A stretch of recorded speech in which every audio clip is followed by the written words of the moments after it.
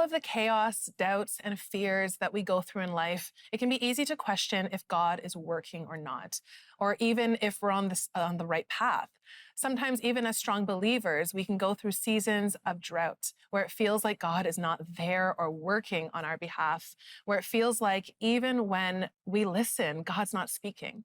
We can very easily find ourselves whining and complaining, just like the psalmist David did at times. And it's okay to whine and complain for a moment. I mean, we are still human after all. But even in the quiet moments, we can be sure that God is always working.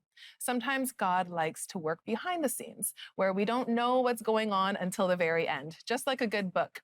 It can take you on an emotional roller coaster at times until it all wraps up at the end and you finally see what the author was doing all along. God is the author and finisher of our faith. He writes our story, and though it's confusing at times, it is always perfect when we trust him and relinquish control. It's when you quiet yourself and be still that you feel the peace of God and know that he is always working. Philippians 2:13 says, "For it is God who works in you to will and to act in order to fulfill his good purpose." This verse emphasizes that God is always working in us to perfect his good will, even when we can't see it. So if you're in a dry season where you feel like you can't hear God's voice, be encouraged that he is still working.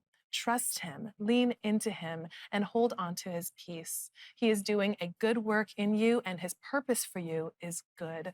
Philippians 1:6b says, "He who has begun a good work in you will complete it until the day of Jesus Christ."